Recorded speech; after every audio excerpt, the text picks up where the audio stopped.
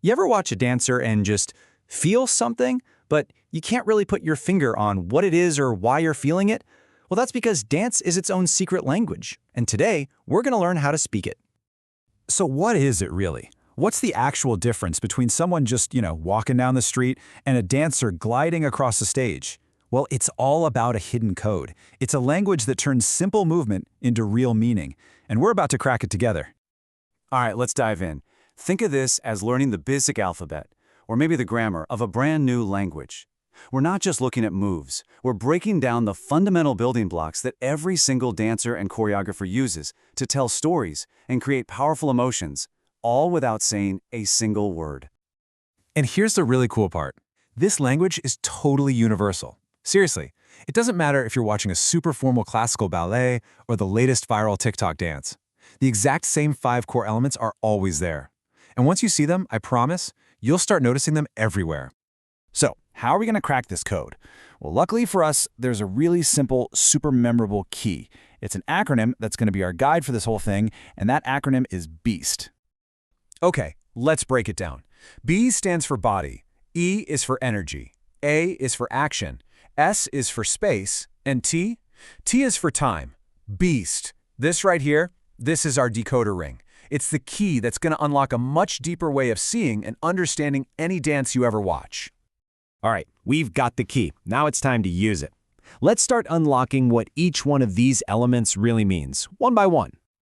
First up, we've got B for body. This is the who, or the what of the dance. It's the physical instrument itself. You can think of it like a painter's brush or a musician's guitar. It's the actual medium that the art flows through. And it's not just that there is a body. It's all about how that body is being used. Are they using their whole body in one big movement, or are they isolating just their head or their hands? Are they making these sharp, angular shapes, or soft, rounded ones? Is their whole body twisted and complex, or curved and simple? Every single choice tells a piece of the story. Okay, next is E for energy. If the body is the what, then energy is the how. It's the quality, the texture of the movement. This is where all the emotion really lives. Is the movement feeling heavy and tired, or is it light and bouncy? Is it tense and controlled, or totally relaxed and free? For example, think about this. A movement can be smooth and sustained, just flowing continuously, kind of like water or melting ice. Or that exact same movement could be sharp and percussive, sudden, strong, abrupt, almost like a punch. The action itself might be the same, but the energy completely changes what it means. All right, moving on to A for action. This one's pretty straightforward. It's the verb of dance. It's simply what the body is doing. An action can be something huge and spectacular, like a massive leap across the stage, or it can be something as tiny and subtle as the flick of a wrist. Now, actions usually get split into 2 main categories. First, you've got locomotor skills. These are any actions that travel, the ones that take a dancer from point A to point B.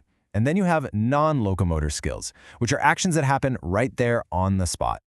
So locomotor skills are things like walking, running, jumping, leaping. You get the idea. You're covering ground, you're traveling. But then non-locomotor skills are things like bending, stretching, twisting, or swinging. You're still moving for sure, but you're staying anchored in one place.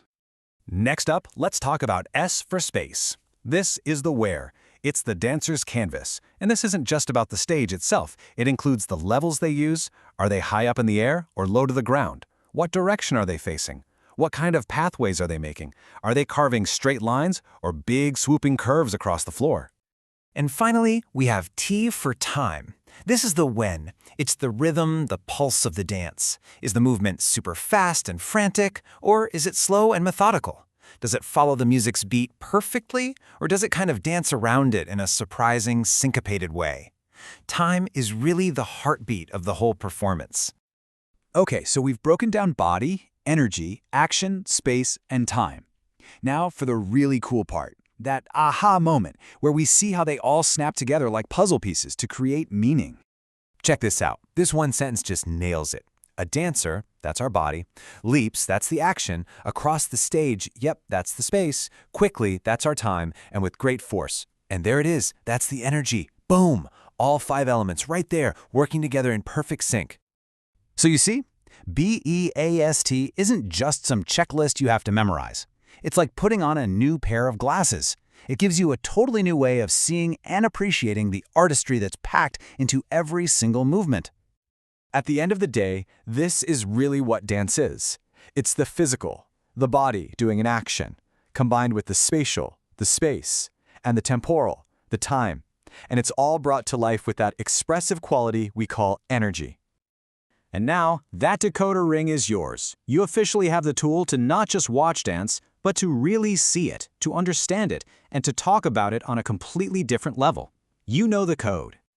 So I'll leave you with a little challenge. The next time you see any kind of dance, whether it's on a big stage, in a movie, or just scrolling on your phone, try to spot the beast. Try to break it down. Now that you know the secret code, what new layers are you going to find?